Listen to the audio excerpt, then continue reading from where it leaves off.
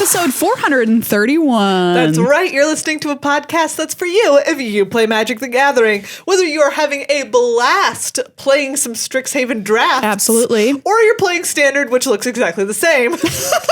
We are here for you. I'm one of your hosts, Maria. I'm another one of your hosts, Meghan. And on today's show, Meghan alluded to it. This is normally the show when we talk about all the new exciting decks in Standard. And here's the thing. We're going to tell you about some new decks in Standard or new adjacent decks. New adjacent is a very good way to describe them. But are they good? Normally, we have a pretty good idea if they're going to be good. I don't know if these decks are good. So, but we're going to tell you about them in the hope that one of them will break through. Yes. At least one of them will break through and become a player in Standard. And then we're going to invent our own magical Christmas land where we're going to erase some cards from existence. Yep. Good luck, I buy bans. Yes. And say which cards we hope would rise to the top in the wake of those things disappearing. I mean, honestly, it's a big question for me. I don't know when, the ban committee, they do it whenever they see fit. But I mean, like when they might say, hey, we're just not getting enough action out of Strixhaven. We need to make a decision. Like, what if we're just going to ban some things because life is boring? Yeah, I mean, they might. And we're like, hey, it's a pandemic. Like, go for it. Yeah, right? I'd be okay with it. Shake up Standard. I mean, I honestly would not care at this point. Shake it like a snow globe. I thought you were going to say like a shake and bake chicken packet. Why would I say the exact phrase? Shake and bake. Shake it like a shake and bake chicken packet. Chicken packet. I don't know. Chicken packet? Like you'd have the shake and bake crumbs and you put the chicken in the shake and bake inside the little thing and then you shake it. You're just talking about like a plastic bag? Correct. Okay, cool. Just checking. We're also going to do a Strixhaven story time because we got to get caught up in the Magic story in Strixhaven. That's right. What's going on? Well, we'll start just barely mining the top of what's happening. Excellent. On Magic's newest plane. I'm wondering what the top layer of Earth is called. The dirt. The crust? Is it the crust? Like it probably is the crust. If you're talking about like the Earth as a whole, right? Because it's like the crust, and then it's like the magma, and then it's the core. And then on top of the crust, what about the stuffed crust? Where does that happen? Do you think that the Earth has what is a volcano but a stuffed crust of the Earth? Oh, so true.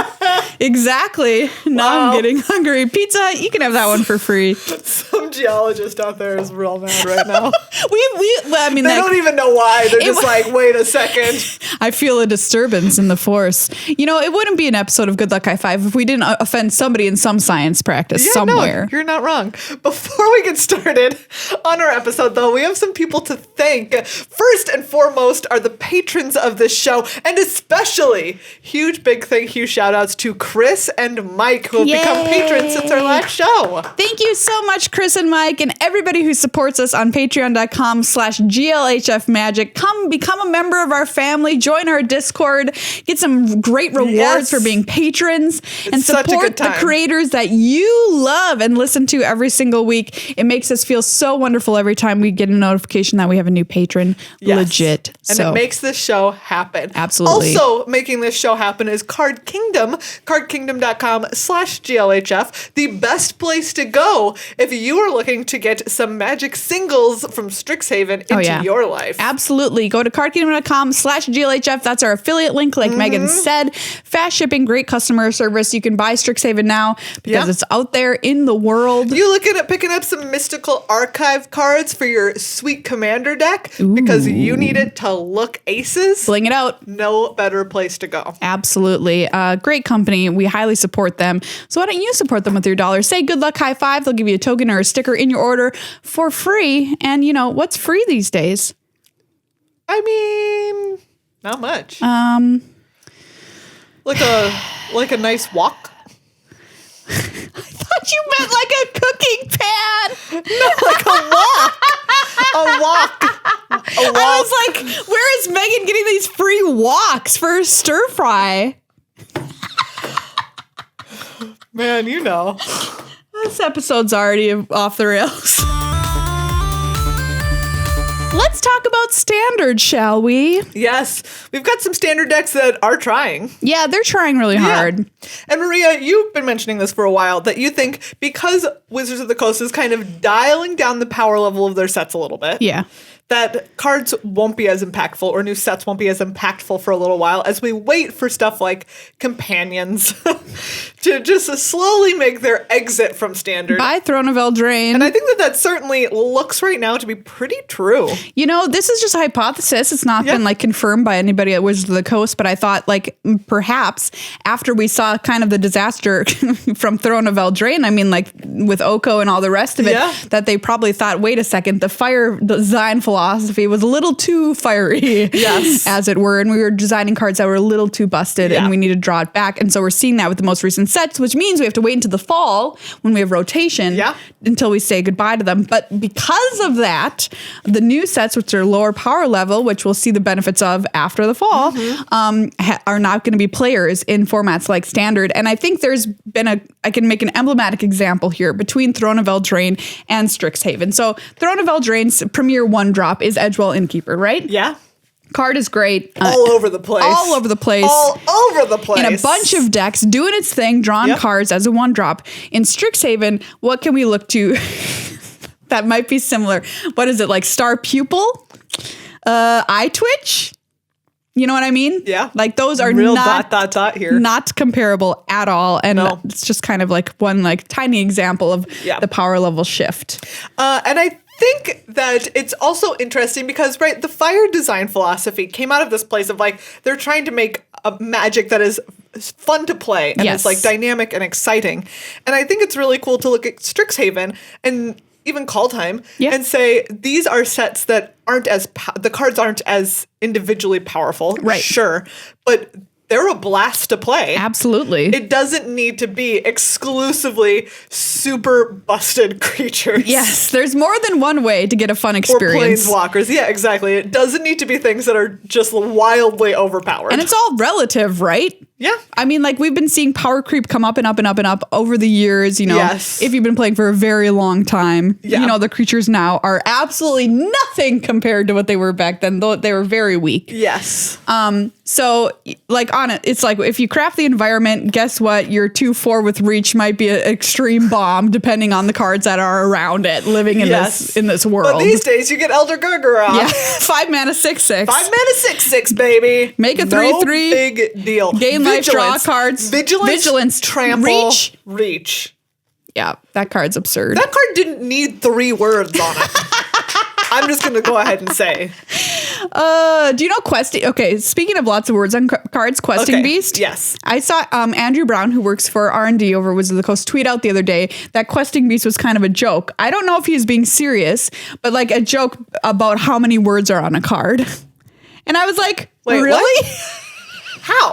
I don't get it. Because there's so many words on Questing Beast. People always are like, LOL, I can't read this novel when I play a card. Vigilance, Death Touch, Haste, Reach? Can't be blocked by... No, not Reach. Doesn't have Reach?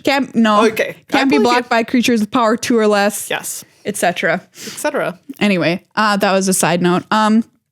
But yeah, it does give me hope. It's weird. Yeah. The fact that Strixhaven isn't dominating standard is giving me hope. Yes. For the future. So we gotta wait right now for something nice in the future. And hopefully we won't have to wait too long because perhaps the ban committee is thinking, hey, we're all waiting around here. Nothing's happening in standard. We need to stir the pot. We're going to make a few bans. I'm okay with it could happen. Yeah, Not everybody is. Not everybody is, understandably. But, you know. Yeah. It's like the marshmallow test, except that they found that the marshmallow test actually only tested how much kids trust adults. It wasn't about patience or waiting or anything. It was just about, do you trust an adult to actually give you more marshmallows later? Like, I think it's okay if you don't. You know what? As an adult, I have learned that all of my trust in adults as a child was severely misplaced. Oh, yeah, it absolutely was. I mean, nobody knows how to do their job. Everybody's just guessing. I'll be honest. Eat the marshmallow now, y'all. Why wait? That's some advice from me to you today. People build roller coasters. I just trusted them. I mean, I guess there's science there, but like... Yeah, I guess we don't know. Like, we don't know enough You know what I'm saying? As an adult, I see so many people doing jobs that they absolutely should not be doing. To be fair, though, some of the engineers that we know are some of the most competent people that we know. That's true. That's true. Like, we have one friend who's an engineer. Yeah. Who I very much trust. Yeah, she's great. She's great. But to be fair, she can build my roller coaster. She can build a roller coaster. But she also tells us stories about her coworkers that make me think that I do not want them building my roller coasters. I don't want them to build my roller coasters. Yeah, good point. Anyways. Where were we? Moving on. So here's the thing. Standard right now, we haven't had a pro level event, so we haven't had like the bar set, quote unquote. Yes. We're waiting for League Weekend, May 15th and 16th to come up to kind of show us that. But we do have some smaller tournaments that we can draw from as a kind of an idea of where Standard is headed. Yes. And the overall idea is nothing's changing. Yeah. Yeah. Yeah. That's the overall idea. I'm going to take us on another sidestep for a second. Let's go. Well, we talk about there not being a premier event for several weeks. Yeah. Because just last weekend we were talking about how good would it be if there was a Pro Tour or Pro Tour equivalent Mythic Championship this weekend. Right now. Yep. Absolutely. We want tie it back to the set releases again, in my opinion. Yeah. I think we just got to do it.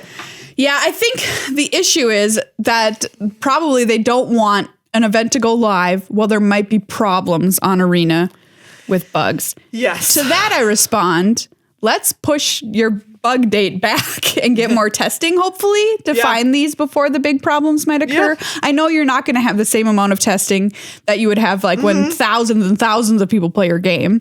But I don't know. Yeah. I think the benefits outweigh the potential issues. I agree. That's my opinion on that. Or when it's back in paper again, as fingers crossed it will be. Yeah. Just tie it to it again because we want to see new cards. We want to see the pros drafting Strixhaven. Absolutely. Give the people what they want. Yeah, We're the people, and that's what we want. If you're making a big Magic show, right? Yeah. You want it to be exciting. You want it to be fun. You want people to watch. Yeah. Now, there's a lot of work you have to do if you're doing an old format. Yes. I'm going to put old in quotes or whatever. Several weeks old format to get people to be interested in watching. However, if that format is brand new, you don't have to do any of that work because it's all built in for you. It's already exciting. People want to watch it, want to see the new cards. We talked about this on the Upkeep a few weeks ago. The Hooglandium historic event that happened had tons of viewers. So many viewers. Because it was right when the set was on Arena for the first time. People playing with the new cards. People wanted to see it. People want to see it. So that's a sincere request from both of us here at GLHF Studios to move big events closer to set releases. And if there's a bug, you know what? I say okay because I think you're going to get a lot more benefits from it in the long run. Yeah. All right, now we can talk about standard decks that are trying. Okay, these are standard decks that are really trying. They're really trying. Hopefully they'll end up as something. Yes. So there is a blue-red or Prismari Magma Opus deck. Are you going to say is it or Prismari going forward? Ooh, I'm going to say Prismari. It's a cooler word. It is a cooler word. It's longer to say. Anyways, this Prismari deck, which is focusing on things like Galazeth Prismari, which is our founder dragon for that house, which is 2 blue-red for a 3/4 flying. When it enters the battlefield, create a treasure token. Artifacts you control have tap, add 1 mana of any color, spend this mana only to cast instant or sorcery spells. I mean, look, if we had Galazeth in an artifact set, that would be kind of sweet. Yeah, and also it just pairs so nicely with Goldspan Dragon. That's a good point. Goldspan Dragon says, here's treasures for you. And Galazeth says, you don't even have to sack them. Or Goldspan Dragon comes in and Galazeth is like, there's already treasures around. And also you're attacking with 2 dragons.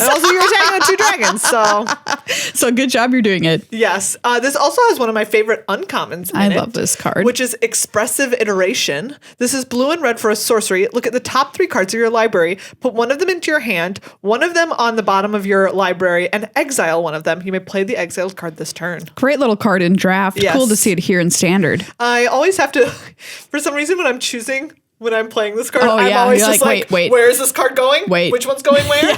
What am I doing with it? It could be a little clearer on Arena. I will say that. It could be. This card's also playing Alrund's Epiphany to take extra turns, and of course, Magma Opus. Yes. So you're just you're casting this Magma Opus early. That's the whole idea behind this deck. Sure, why not, man? And that deals 4 damage divided as you choose among any number of targets. Tap 2 target permanents, create a 4/4 blue and red elemental creature token, draw 2 cards. All right. At instant speed, no less. Yeah, that's pretty good. So, you know what? I'm into it. Hey, that's Prismari all the way. Doing that. There's also an Is It Tempo deck that is more of like what we've already... Sorry, hiccups. Whew. Already seen. Yeah. But this is also playing Prismari Command. Okay. Which I like. A little 3 mana instant. Choose 2. It deals 2 damage to any target. Target player draws 2 cards, then discards 2 cards. Target player creates a treasure token or destroy target artifact. So this deck is similar because we are playing Magma Opus. We are playing All Runs Epiphany, but we're doing a little bit more tempo stuff because we've got 3 copies of Brazen Bower and we've also got like Shark Typhoon. Yes. Shark Typhoon. The shark alert. Yes. Now, I think one of the decks that we've both been like excited to see Yes. Are some flavors of Winota deck that are sort of resurfacing thanks to our little double striking Blade Historian. Yeah, Winona's been around for a while and maybe she's getting a resurgence here. Blade Historian's a 2/3 for 4 mana, all hybrid red-white mana symbols. Attacking creatures you control have double strike. Yes. Importantly, it's a human. Yeah. So when you attack with all of your non-humans, when you have Winota on the battlefield, you are hopefully going to find this human and put it into play. Smash. Just be like, smash. I don't know what to tell you. Everything has double strike now. Yeah, that sounds pretty sweet. Yes. I played around with this deck a little bit yesterday to try and see how it felt. It seems cool. Is it competitive enough? Probably not in a world of ultimatums, but I guess you never know. It can get people out of nowhere with Blade Historian, that's for sure. The version I was running had Hackdos in, so if you have a Hackdos and Blade Historian, you're dealing just 12 to them casual. If they can't block it, which chances are they might not be able to. Nice. This deck also runs Elite Spellbinder, which is the new Paulo Vitor Damaderosa card. Yep. It also has some early drops like Usher of the Fallen. This is the 1 mana Spirit Warrior. It's a 2/1 with Boast for 1 and a white. Create a 1/1 white human warrior creature token. Okay. So you've got like some nice 1-drops. It has Professor of Symbology. Well, this is not a human, it's a core cleric, so that works. And it's a 1 and a white, and you learn. So you can see there's there's Inkling Summoning, 1 copy in the sideboard. Spirit Summoning, 1 copy in the sideboard. I mean, sure. Like some value. Okay. Some value. You get a 2-drop and you get to go get a non-human 3-drop, which is pretty solid. Yeah. I was wondering if we'd see any kind of learn pop up in standard. Yeah. And I guess we're seeing it here as just like shrug, like, yeah, we're going to draw a card that's mildly relevant. Mildly relevant. Yeah. There's also a Boros version of this one. I guess the other one was Boros too, but this is like a dog version of this. Dog version. Which I am very into. It has 4 copies of Alpine Houndmaster. Yes. 4 copies of Pack Leader, which is the Dog Lord. Obviously the Blade Historian. And then 3 copies of Selfless Savior, 3 copies of Alpine Watchdog, 3 of Bolt Hound, 3 of Igneous Current. Oh, it is just a dog version. It is just the dog version of this deck. Very into it. I'm about it. Hey, sure, why not? Put an Embercleave on those dogs. Exactly. Go to town. Dogs Showdown with of a the sword. Scalds, draw some cards. Hey.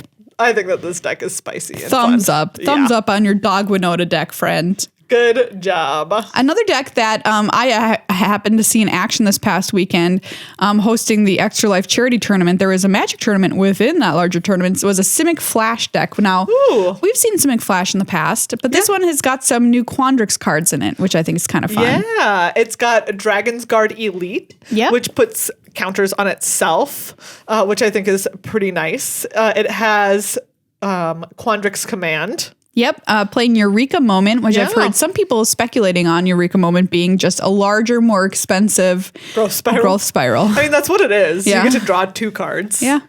Like maybe that becomes a thing. 3 copies of Divide by 0 and 3 Decisive Denial, which is the fight or counter Quandrix card. Yeah, pretty spicy. I'm into this. I would like to see this do well, I think. I hate it because I hate all Flash decks. Well, all right. But Maria's a grumpy Gus who doesn't like it. I'm a grumpy Gus about Flash decks for sure because how many times have I attacked into a 4/4 wolf? Let's just, call it like it is. Too many. There's also a Golgari Midrange deck. Yeah, so we're going to talk about a couple flavors of Golgari or Jund, and these ones are playing with some of the new Witherbloom cards. Yeah. For instance, 4 copies of Eye Twitch in this version, which of course when it dies lets you go get a lesson. Mm-hmm. So... And it's got Biograph, which maybe you're going to cast it. You're going to go like Eye Twitch into Biograph. Hey, that's pretty good even for standard. Honestly, yeah, that's spicy. Have a 5/4 on turn 2. Turn 2, 5/4, and you just drew a card? Yeah, I mean, in the sideboard, we've got Pest Summoning, we've got Necrotic Fumes as some we lessons. Have a Mascot Exhibition. Okay, Why sure. not? Introduction to Annihilation, Sometimes Environmental you just Sciences. need it. Yeah. Basic Conjuration. This is like actually a ton of lessons in the sideboard. Yeah, I like it. Pretty cool. We also have 2 copies of Blex Vexing Pest. Blacks. Vexing Pest. Blacks. Which I love this card name. Yes. And this is a Pest Lord. Because your pests, what is it all? Such a bats, pest lord. Insects, snakes, and spiders all get +1/+1. When it dies, you gain 4 life, 3/2 for 3 mana. So that's a fun card to play with this deck. And something that Corey Baumeister is actually talking about is this deck plays 2 copies of Plum the Forbidden. If you remember this card from draft. Ooh. Maria, I love casting a Plum for Forbidden. I mean... Plum the Forbidden. Plum for Forbidden. I would like 1 Forbidden, please. Or however many you want, based on how many creatures you kill. Ooh, what's the most number of cards that you've drawn with Plum the Forbidden? Me, 2. I'm not doing it right. Coward. Yeah, it's not great. But I've seen people draw like 5 off of this. Yes. I don't think I haven't gotten to 5, but I've definitely like... If I'm not casting it for at least 3 cards, I feel like I'm doing it wrong. Yeah, you sacrifice a creature and you lose a life and draw a card. Every time you do that, it copies itself. So it's 1 and a black, and you draw a card and lose a life as an instant, and you can sack any number of creatures that you want, and it copies it for each creature that you sacrificed. It's just so good. So if you're sacrificing all these pests you're making, because, yes, there's 10 the pests in this deck and whatever, you're just gaining all of the life and drawing all of the cards. Drawing all the cards. What more do you want? So yeah, this deck very, very Witherbloom focused. Yes. Is it good enough? Likely not, but whatever. It's maybe too close, maybe too soon to tell. Yeah, maybe, It'll be fun no matter what. It's a fun deck for sure. Yeah. Eye Twitch. Gotta love it. And speaking of making little things and sacrificing them and not caring, how about a Jund Bastion of Remembrance deck? Wow. Bastion of Remembrance, in case you need remembrance about it. 2 and a black for an enchantment. When it enters the battlefield, you make a 1/1 white human soldier creature token. Whenever a creature you control dies, each opponent loses 1 life and you gain 1 life. Sorry, I said Jund. I meant Mardu, but you love this card. Ooh, Bastion? Yeah. Yes. I drafted so many very good Ikoria decks that were just black-white humans with this deck. Yeah. Or with this card. So good. This also has 4 Plum the Forbidden. I mean, yeah. And it's going all in. We're making so many pests. We've also got Eye Twitch. We've got Serrated Scorpion, if when it dies. We've got Croxa in here because we're sacrificing and doing things. Woe Strider helping out with that. Immerstrom Predator helping out with that. Extus Auric Overlord. 1 white, black. This card doesn't exist, but anyways. I've never seen it. 2 for Double Strike. When Magecraft, whenever you cast or copy an instant or sorcery spell, return target non-legendary creature card from your graveyard to your hand. And then its backside has some sacrifice shenanigans. Awaken the Blood Avatar. 6 black red for a sorcery. As an additional cost to cast the spell, you may sacrifice any number of creatures. This spell costs 2 less to cast for each creature sacrifice this way. Each opponent sacrifices a creature. Create a 3/6 black and red avatar creature token with haste, and whenever this creature attacks, it deals 3 damage to each opponent. Hey, that's not bad. Woo! For 8 mana. Yeah. I was like, how much does that cost? I mean, if you're sacrificing a bunch of pests to get it out, yeah. Not much. 3 copies of Hunt for Specimens. Yeah. This is a spicy little brew. This is a spicy little brew. Bra. What is wrong with me today? That's a spicy little bra. I like this deck. I like all of them that we've talked about, though. Yeah. Thank you, people out there, for being creative. Thank you for people who are trying. Thank you for trying and not just saying, I'm going to play Gruul. I'm going to play some Ultimatum. I'm just gonna play the same thing as always. No. No, we want some new toys, okay? Yes. Speaking of. Yeah. Maria, it has come time. Let's do it. For us to create the world in which we want to live. We're your new R&D overlords. Yes. Wow, be afraid. Seriously. We're just going to go ahead and ban some cards that we're like, be gone. We have the hammer now, wizards. That's right. And we're going to hammer away with it. So what are we banning, Megan? What's your first ban? Drown in the Loch. I knew it. Get out of here. Do you know what? You can have your rogues deck, and maybe you can still play it. Can you, though? But you're not going to have Drown in the Loch. Megan, rogues does not exist without Drown in the Loch. That's right, it doesn't. Goodbye. Okay, I'm going to put the harder question on you. Okay. You can take something else from rogues, but it can't be Drown in the Loch. What is it? Ruin Crab. Yeah, No, some of them don't even play. Soaring Thought Thief. What about Enter Thieves the Story? Guild. Ooh, Into the Story. Into the Story. Yep, you're right. Okay. I take Into the Story. Into the Story. Yeah, I wonder, people, because I think people would still play rogues without Into the Story, Yeah. but it would be It would be worse. 30% worse? Yeah. You wouldn't have those times when you're just like, finally. I got them. Yeah. I got all the resources away, and they're like, I draw 1 million more. I think it would knock that deck down just enough pegs for you to be happy. I think so too. Good call. All right, I'm banning Bonecrusher Giant. Yeah, this is a good call, I think. Get out of here. Like, do you know what? It's not an oppressive card. No. But it's keeping stuff down. Yeah, it's stomping. It's stomping all over decks on potential that want to be good, but they can't because they have 2 toughness. I'm looking at you, Blex Vexing Pest, for example. Yeah, great call. Great card. Like, you don't want to spend 3 mana on something with 2 toughness with Bonecrusher Giant running around. No, you certainly don't. So this is actually my hottest prediction for if R&D does decide to ban things. I think Bonecrusher will be the first thing to go. Wow. There, you heard it first, or maybe 5th on this show. Yeah. Okay.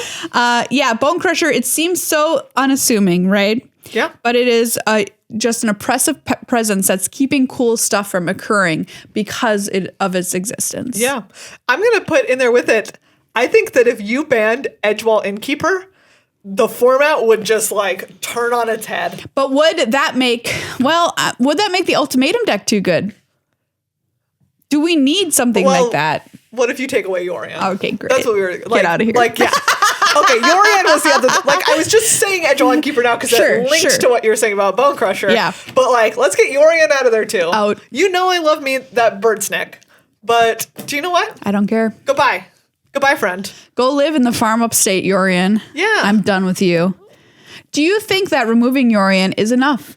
I was thinking about this and like, what would I take if not just Yorion? Yeah. And it's because it's difficult. Because you can't say like, oh, I'm banning a merchant ultimatum, because then you're like, what's wrong with you? This card's absurd. Yeah, that card is so dumb. It costs like $1 billion. Yeah. So many pips of mana. Yeah. That it would feel very strange to ban a card like that. Cultivate. Oh, cultivate. I like this face. How about that? All right. I don't know. Is cultivate the culprit? Culpritivate. Never should have said that. Regret everything. Oh, so yeah. Like, what I like about our ban list is that we can just add things to it as willy-nilly. No consequences. Do you know what? Embercleave. Get in there. All right, Embercleave. I'm fine with that. It's just been around so long. I mean, these cards have been around so long. They've been around so long. Do you know how long Bonecrusher Giant has been in Standard? 5 years. A decade. Like, seriously. Easily a decade. When did Throne of Eldraine come out? Last fall? No. What? When was it? It was like 3 years ago. Look it up. It was 2019, right? We can't possibly have been suffering for that long. Maria, I'm like pretty sure that we have been. Oof, we were in our first release date, October 4th, 2019. Wow. How has it been here for so long? So long. So once fall hits is when rotation is going to trigger, because we only have one rotation trigger every year. Yeah. And it's with the fall set release, which is going to be Innistrad. The first one. Innistrad 1, Werewolves. So, wow, we've got a while yet. Yeah, we do. Cards are in Standard for forever. Yeah, they are. I mean, 2 years. Whatever, good or bad, question mark. Probably good. Probably overall good. Yeah. I would say. But It is a long time. It's a long, very long time. Woof. It's been a long road. I don't think I know that one. Well, save yourself from listening to it. It's the Discovery theme song. Star Trek Discovery. Okay, fair enough. It's not that bad. Sure. All right, Maria. So we've gotten rid of a whole swap of cards. We've made our bans. What are cards that you wish people would make work? Okay. So I had so much fun with Lorehold and Draft that I want a Lorehold standard deck. Same. Yeah. I want a Quintorius Lorehold Excavation deck. Come on, let's go, Quintorius. Give it to us. Give the people what they want. Yeah, I think what we're basically saying what we want here is like the decks they make that are like standard precons that people play with on Arena in free events. That's sure. Why not? No, I've tweeted this more than one time that I'm saying I'm not kidding. The power level of those pre-constructed standard free events on Arena is the power level I want in standard. It's a great time. I'm not being facetious because F&M with Mr. Beast. I played like this like dumb black white life gain one, so and I was like, this is so fun. Hey Megan, did you play Mr. Beast? No. Well, I mean, you won't know. He was incognito. Oh, I mean, I assumed that I didn't. Statistically, the answer is no. We did not play Mr. Beast, but we don't know yet. We just don't know. That's true. Yeah, because it's just so fun. The decks are balanced well against each other, which is another reason for this. But like, nobody's doing anything that you're just like, oh, table flip. Like, what am I supposed to do or whatever? I just like that power level. That's more like, just like, let's take it down a few notches. I really want to see a Cody deck. Okay, what would a Cody deck look like for you? It's just cascading into spells. I think that'd be very fun. I think it would just be so fun. Yeah, I love that idea. You know what? You should build a Cody deck and try it out. It's not maybe. What about historic? Is Cody good enough for historic? Probably not.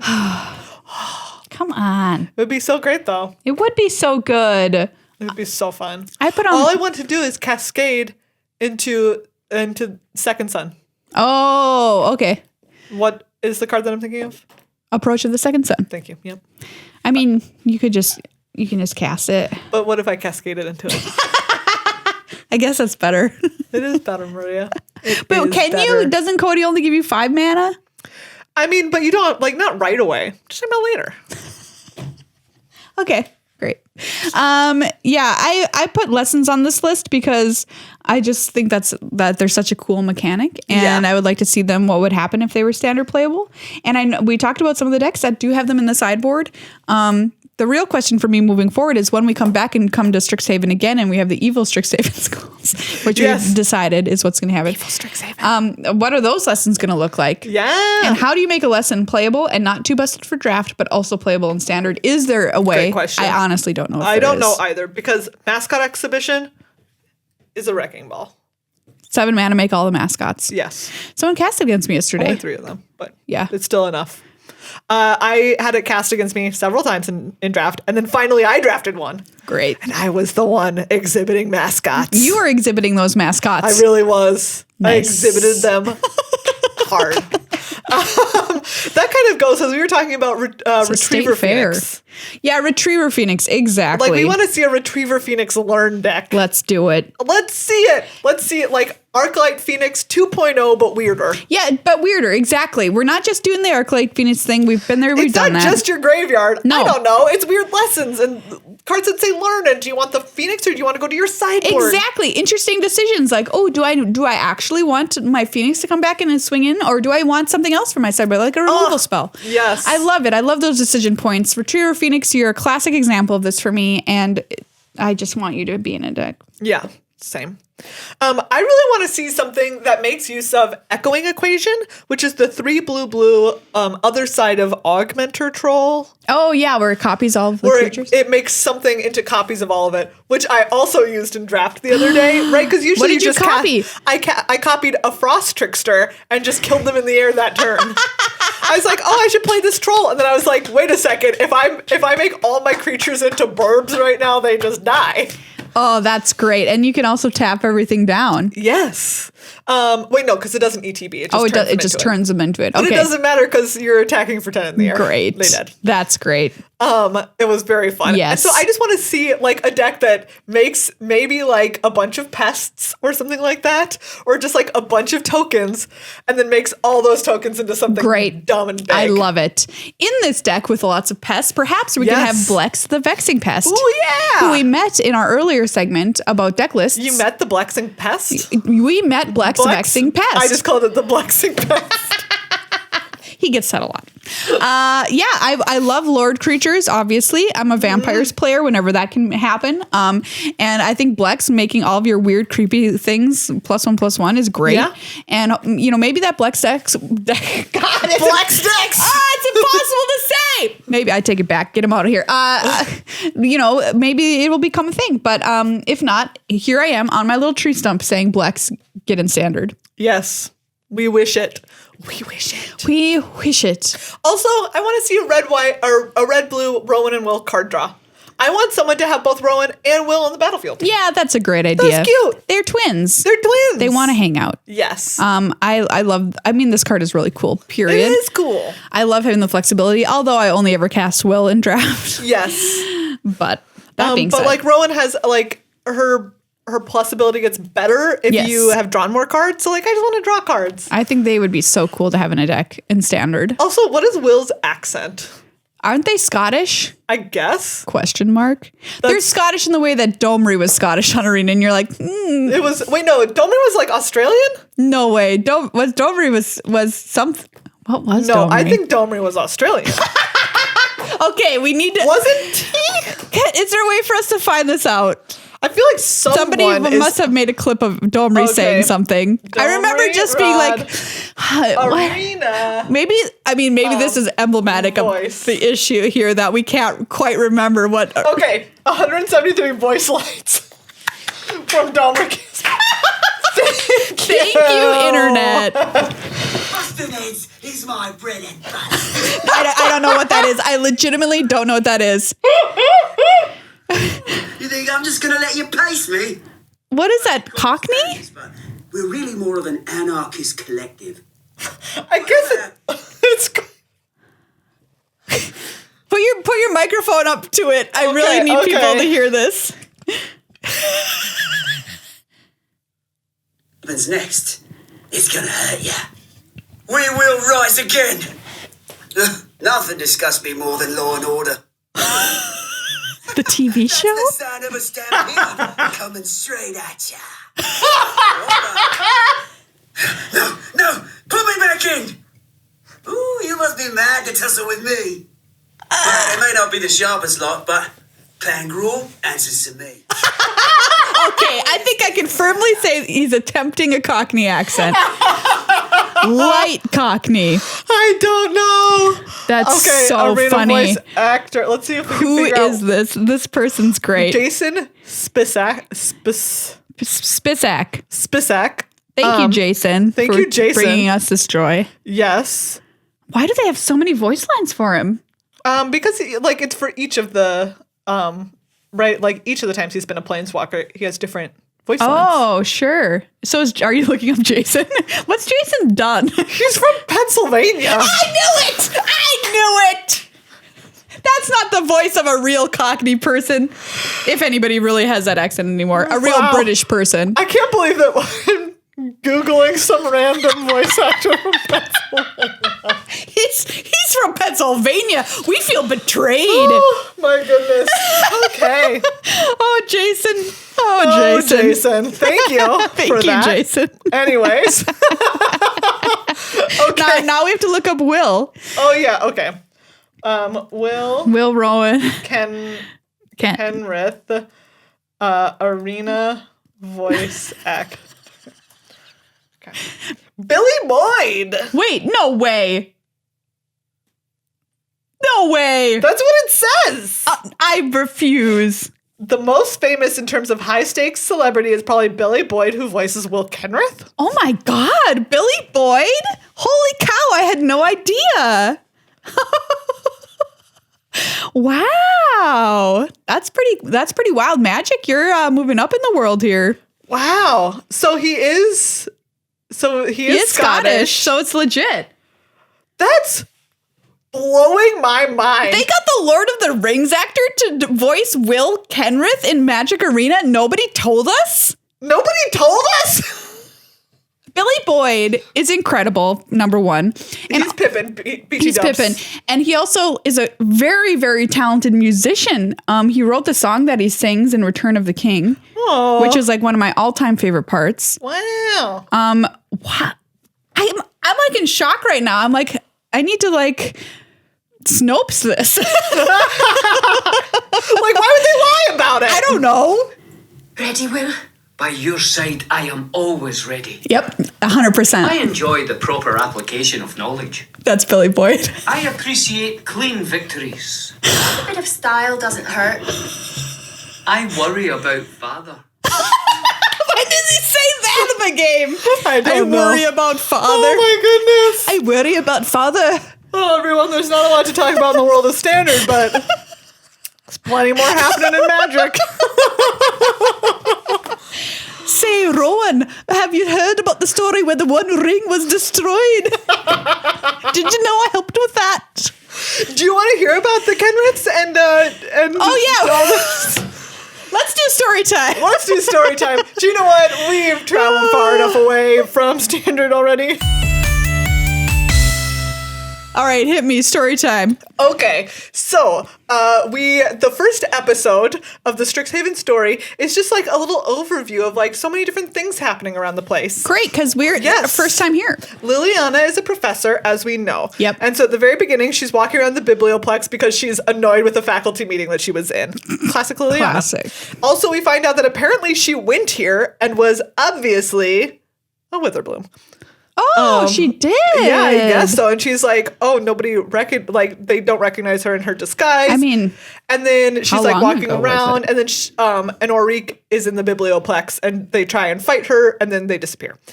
I mean, Liliana's like hundreds of years old, right? Yeah. So maybe like she's like, why don't you recognize me? Apparently, it's been 600 years ago. Exactly. But Strixhaven has also been around for a very long time. Yeah. So, okay, so that's that. Liliana's there. Okay. Then we go to Will and Rowan Kenrith. Yep. And Kasmina has been like, you're going to come to school here. And they're packing to go. And Rowan's like, let's get going. And Will is like, I can't decide. Let's get going. No, that's Rowan is like that. Time for second breakfast. Sorry. Will is like, I can't decide which of my books to take because he's a big nerd. I can't decide which of my books to take because I'm a big nerd. I don't know how Scottish would say nerd.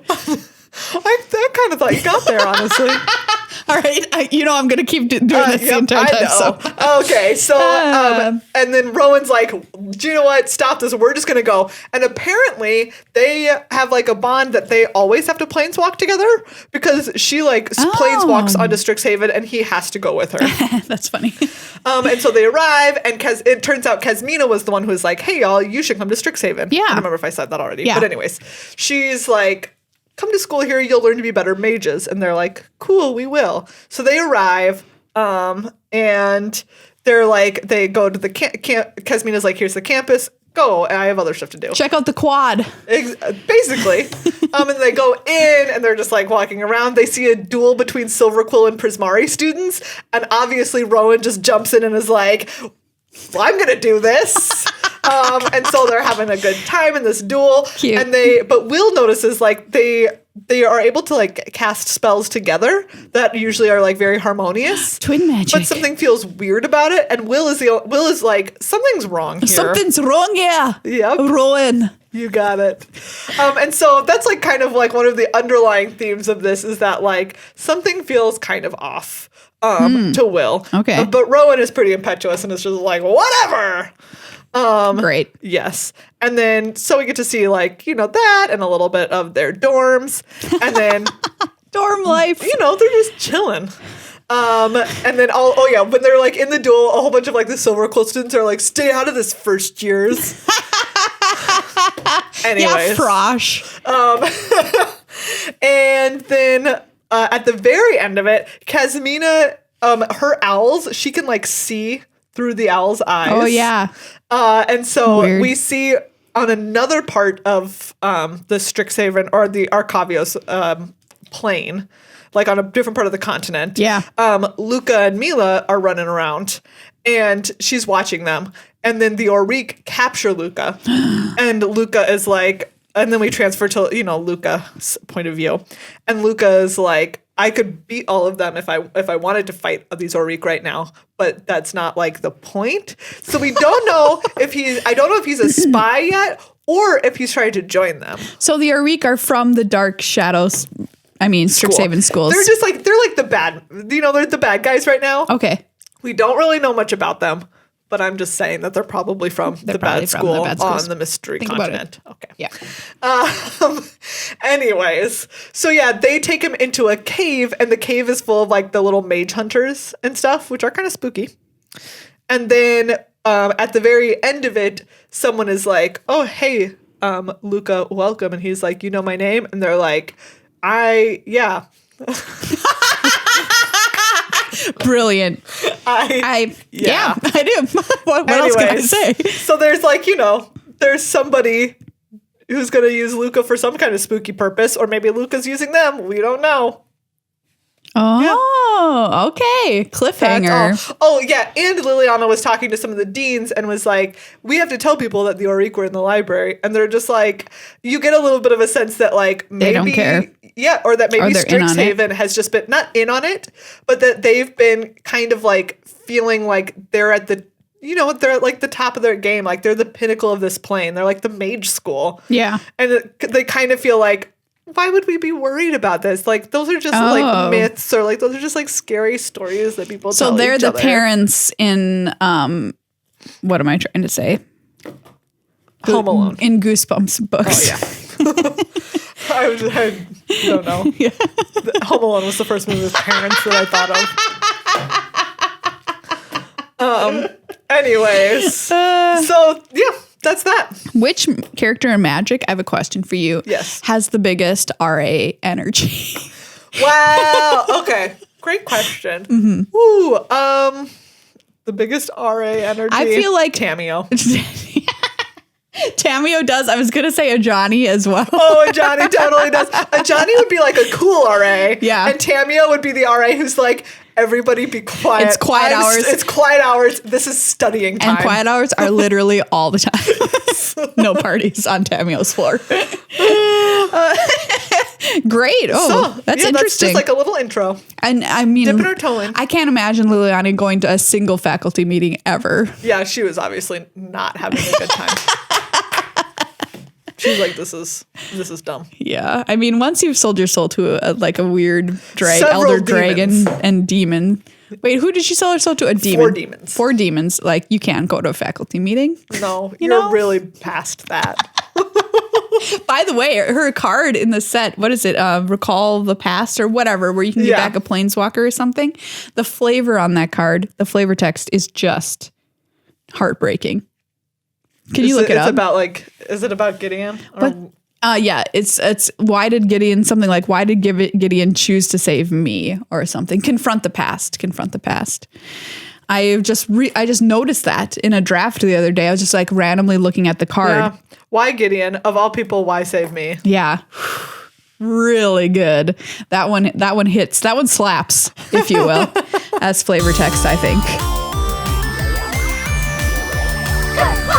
It's time now to thank our other sponsor for the show, Ultra Pro. That's right. Ultra Pro just makes some of the most outstanding accessories for your Magic gaming life, including, and this is super important, the Mystical Archive playmats are available only until the end of April. So these are order on demand. Yep. And they're going to just print them up and then send them, which is the way that they were able to do it. Because again, they're looking out for you. They wanted you to have access to all the art, all of the Mystical Archive art. And they weren't going just to pick and choose. Like they couldn't make them all because that would have been wild, absurd. But they were like, you can order it, and it's only until the end of April. So if you want some of this amazing art on a playmat, Ultra Pro is the only way to get it. Head on over there before the end of the month and make sure you order it. Yeah, opt. Oh wow, did I say something?